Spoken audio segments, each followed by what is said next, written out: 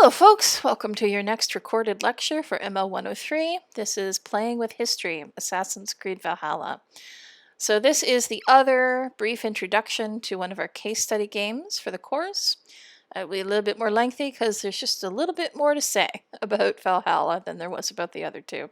Bigger game, more detailed use of history.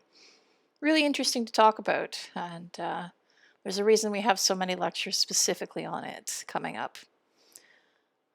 Alright, so Assassin's Creed Valhalla is the 12th major installment in the Assassin's Creed franchise. It is the direct sequel to Assassin's Creed Odyssey, which was released in 2018 and set in ancient Greece during the Peloponnesian War. It is also part of a soft reboot of the series that began with Assassin's Creed Origins in 2017. Assassin's Creed Origins, by the way, was set in late Ptolemaic Egypt during the civil war between Cleopatra and her brother. And these franchise changes dramatically with these three games. Prior to Assassin's Creed Origins, Assassin's Creed was basically a stealth-based action-adventure game. Very interesting to play, lots of engagement with history, but a fairly narrow scope of mechanics. But what they started to do, Ubisoft, with Assassin's Creed with Origins, was to begin to transform it into an open-world RPG series. And they do so somewhat gradually. Origins has strong RPG elements. I would not call it a full open world RPG at that point. Certainly, I would argue that Odyssey was. But even Odyssey, its RPG elements were not quite as well developed as what you see later on with Valhalla. So it was a process of evolution. And it's going to be very interesting to see where they go from here. It was not an evolution that met with a lot of praise from traditionalist Assassin's Creed fans. And to be fair, this franchise had spent 10 years being one particular thing. Now it was something else completely. And really, you really have to kind of understand where some of the negative reactions came from. Now, that being said, they've sold tons of games with these last three, absolutely. So it's been largely successful, I would argue. Now, there's a running theme in the reboot games. Prior to the reboot, Assassin's Creed games had mostly, at least with the major games in the series, moved forward in time. So the original Assassin's Creed was set during the Third Crusade. The next couple were set during the Renaissance. You kept moving on to the American Revolution, to the era of piracy, to the French Revolution, to Victorian England. You were moving closer to the present and further into periods where there was a lot of source material to work with. But with the reboots, you jumped way back in time. Certainly, Odyssey was the oldest, set in the 5th century BCE. Origins the next up, and Valhalla was set several centuries later, but in a period where we don't have a lot of source material. And the reason they do this is to look at the prehistory of the Assassin's Creed world and its organizations. So we see the origins of the assassins in the Hidden Ones, which are founded in Assassin's Creed Origins. We see the origins of the Templars in all three games. They start with the Cult of Cosmos in Odyssey. They are the Order of Ancients in Origins. And yeah, you go further back and look at the Origins in Odyssey, even though that comes afterwards. And Valhalla ends with a certain character heading off and, we presume, eventually about to found the Templars, or something approximating the Templars. So there are games that look at the history of the franchise as well as games that engage with real-world history, which is kind of interesting. So let's look at Valhalla specifically.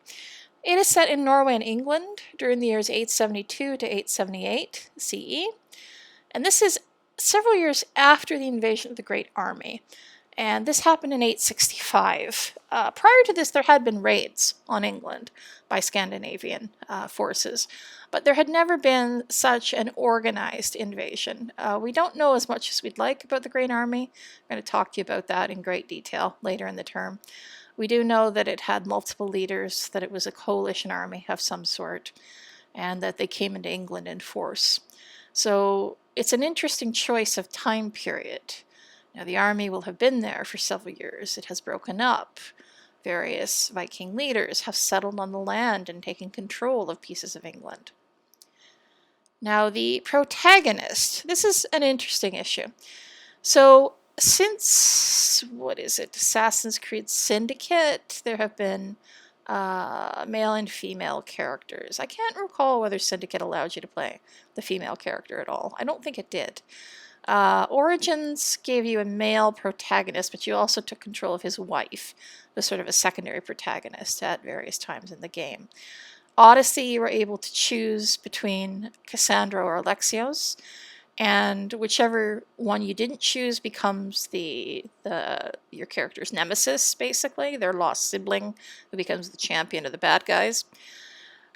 Now, Valhalla took a different approach. In Odyssey, once you chose Cassandra or Alexios, you chose them, and that was it. And there was no, firm commitment as to which was the canon protagonist.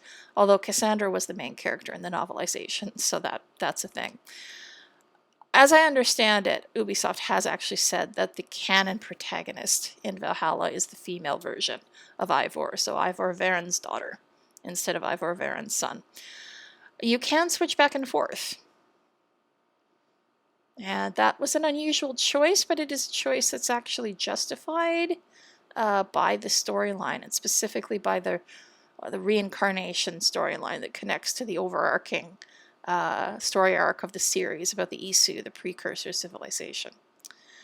I'm going to be honest here. I was surprised when I played Valhalla, because in Odyssey, I immediately went for Cassandra, because the voice acting was wonderful. I loved her. Cassandra was awesome. And I didn't like Alexios very much. I didn't like his voice actor. So I began playing Valhalla using female Eivor. I didn't like her as much. She didn't really work for me. So I switched to male Eivor, and it just makes a lot more sense. He seems a lot more sympathetic. Usually my impulse is to go for the female character right away, so this was an unusual experience for me. I don't know why her voice acting and facial expressions and so forth didn't appeal to me, but she really didn't, unfortunately. So Eivor, whichever version of Eivor you pick, is the adopted sibling of the Jarl of their clan, Sigurd. They grow up with Sigurd after their own parents are killed by the sort of nemesis of their family. And they become the Drengr, the young warrior that's always accompanying Sigurd or fighting and impressing people. And they also have a bird companion, which is something that's been common to protagonists in the reboot games. Bayek had an eagle, and Cassandra had an eagle. And of course, because this is a game about Vikings, Eivor has a raven, because Odin had ravens, and her raven is Sinan. Now, the main storyline of the game is structured around the settlement in England of Eivor's clan and the creation of alliances with the forces in different shires. So sometimes these forces are Saxon forces. Sometimes they are Scandinavian. Sometimes they are a combination of both. It's a very complex political situation that Eivor and her clansmen are looking at. And in a way, the fact that they are as happy to make alliances with both sides, depending on who's in power and who can serve their interests the best, it makes sense. It's realistic to me. They don't look down on the native Saxons. In fact, Eivor has very good relationships with some of them. All right, just to talk a little bit about the nature of the game itself. There are some important game mechanics that are worth noting. They have a raid mechanic, which is primarily used for monasteries. I don't like this one very much because, you do it to get supplies for your settlement, supplies to build your settlement specifically, and, why are these supplies being stored in monasteries? There are also some interesting restrictions on what you can and can't do at monasteries. So, for instance, you can kill the large number of soldiers, which for some reason are hanging around monasteries. But if you start killing any of the civilians, you run the risk of desynchronization with the animus, which means dying. And to me, that's just a little bit ahistorical, because not only do we know the Scandinavians killed people when they raided, they also took them as slaves, and I can understand why Ubisoft didn't want Ivor to be, a happy slaver, but you're leaving out a pretty big part of the whole Viking experience when you do that. Now, there's also the river raid mode, where these are just separate raiding voyages that you can take on rivers that you can't reach on the regular map, and you get enhanced gear and so forth when you raid them. There's an assault mechanic that you use for fortresses, and that is usually the culmination of the individual story arcs within the main storyline. It's fun, you use battering rams and siege tactics, and I don't know how realistic it is for the 9th century, but it plays pretty well. Now, a very important part of this game is the player settlement of Ravensthorpe. You grow Ravensthorpe over the course of the game. You build up various utility buildings and so forth. And Ravensthorpe is inhabited by a number of NPCs that some of them are pretty cool, actually. They have lives, they have personalities, and so you are actually making a home for them due to your activities out in the rest of the world. You have romance options, and this includes same-sex romances. You are not barred from anybody who is romanceable. You can romance them either as male Ivor or female Ivor. There is obviously a preferred couple. I won't mention that in case anybody is still playing the game, but you don't have to follow that if you don't want to. And there are other mechanics that are interesting. There are specific mechanics for hunting. Fishing is very soothing, actually. I have been known to sit and, fish for half an hour in Valhalla, because it lets your brain go numb. You can have drinking contests, which I find conversely very stressful. Flighting, which is one of my favorite mechanics of the game. We're going to talk about flighting at one of the Zoom sessions. This is insult poetry, basically. And Orlog, which is a game of dice that they invented for the purposes of the game. I don't know. I think they were trying to mimic Witcher 3 by doing that. I'm not a big fan of Orlog. Now, a big change in Valhalla from the previous games of the reboot is there are no longer side quests per se. There are things called world events. And what's really fascinating is that they're a real mixed bag. The world events are inspired by many different things. Some world events are clearly based in the historical context of the history that they're engaging with.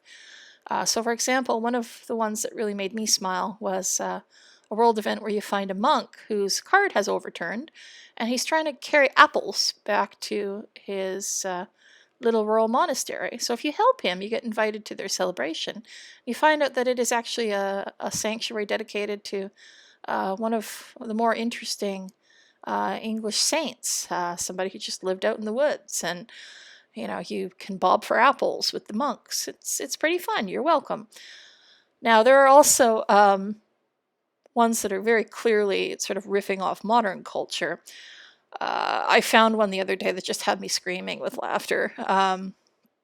You are looking for a missing alderman, and you come across a ruined tower and a great deal of shouting. And you go in to see what's going on, and there is a bishop, a really kind of raggedy and crazy-seeming bishop, who is confronting a group of bards and saying, their music is the devil's bagpipes and they need to stop. And if you ask the bard, what's going on, he'll say, oh, we've been harassed by this so-called bishop of the ruins, and I wish he'd just go away. You can choose to make the bishop go away by beating him up. Ivor's not the nicest person sometimes. You just have to acknowledge that. So if you beat him up, he'll go away, and the bards will cheer you on and say, we'll sing of this day, and put you in, remember you in our songs, and you're wonderful. And as you ride away, Keith, the bard, yeah, his name is Keith, starts singing in a very, very familiar sort of cadence for anybody who knows the song. Smack my bishop. Smack my bishop. And then what happens with the world events is that the title of the world event will flash on the screen when you've completed it. And this one's called The Prodigy, because there's a famous song by the electronica band The Prodigy called Smack My Bitch Up. Sorry, it's got a little bit of risque language, but I knew the song very well from long ago, and so I just was falling over laughing at this. The world events are a real mixed bag. Like they use some stuff that is so clearly rooted in like the medieval mythology of England as well, that is fascinating to see. And they even memorialized a fan who died, who wanted to play the game but who died before it came out. And they're just like little jewels that you find as you ride around the countryside, and you can choose to pass them by or to explore them. All right, now there are a couple of DLCs, like substantial story DLCs as well. There are more to come. Apparently, Valhalla is going to be supported with DLCs for a second year. One is called Wrath of the Druids, where Ivor goes to Ireland, and that amazed me and thrilled me because Viking history in Ireland is also absolutely fascinating. It was quite good. I enjoyed it a lot. I mean, it was not tremendously historical, except that Dublin and every other city in Ireland at this time is a Viking creation. The Irish didn't have cities until the Vikings came. The storyline itself is a bit silly. You have druids who actually have magical abilities and so forth.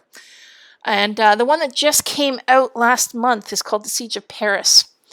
And I have downloaded it, but I have not yet played it because I lost my save game, and I've got to get to the right power level before I can play it again. But that one is covering another famous storyline from Viking history, a siege of Paris that was not particularly successful. It'll be interesting to see where else they go with DLCs. There was a little clip that suggests they're going to go back into the mythological stuff, and that would be fun as well. All right, I think I need to say just a few words about the franchise arc itself, because Valhalla is much more closely bound to that than the previous two games. So one of the overarching elements of the Assassin's Creed series is that one of the things the Assassins and the Templars have always been fighting over are artifacts that were left behind by a precursor civilization to humanity, who are actually called the Isu. And in the case of Valhalla, what we discover is that some Isu were the ones who appear in mythology as the Norse gods.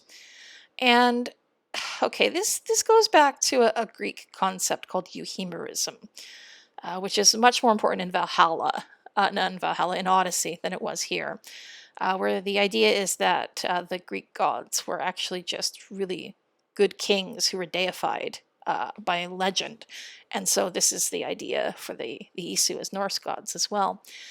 And Ivor can discover her connection to the Isu by going through a series of vision quests where she experiences Asgard and Jotunheim, and which foreshadow Ragnarok, and she is in the role of Odin because she is actually a reincarnation of Odin. The Isu, when they realized that they were going to have the disaster that wiped out their civilization, basically the Norse Isu preserved themselves by developing this resurrection technology so that they could come back later. And Ivor, when you're introduced to young Ivor in the initial flashbacks at the beginning of the game, you discover that she was attacked by a wolf on the night that her family was killed. And the wolf appears to have bitten, that's why she's called the wolf-kissed. The wolf appears to have bitten out the piece of technology implanted in her that actually would have allowed her to become Odin. So, she has visions of Odin throughout the game, but she's pushing back against what Odin suggests, which is really interesting to me. Her brother, Sigurd, is the reincarnation of Tyr, and there is one other very important reincarnated figure from Norse mythology, whom I will not spoil right now. And this is all discovered by the modern day investigator, Layla, who has appeared in both Origins and Odyssey. These 3 games are sometimes called the Layla trilogy. She finds out the truth about the foundation of the assassins. She finds out, Cassandra's role in destroying the cult of Cosmos, and she inherits an Isu staff that causes her some problems. And Ivor is the last thing she investigates before it all kind of ties back into something horrible's going on with the world, basically. The sun is going out of control, and I won't get into it in too much detail, but there is a real threat to humanity in the present day, and investigating what the Isu are up to is a way of addressing that. So that was a sort of rambling summary of some of the interesting stuff about Valhalla. I'm going to say I was actually incredibly impressed by this game.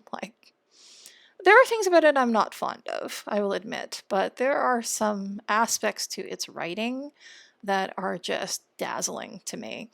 And honestly, visually speaking, it is the most gorgeous game. I just got a PS5 and loaded it up on the PS5 and was like, oh wow, this is a little bit of an upgrade, isn't it? So, it is an impressive piece of work, and it raises some really interesting questions about medievalism that we're going to tackle at length over the course of the term. Okay, thanks very much, guys. I will talk to you at the Zoom session.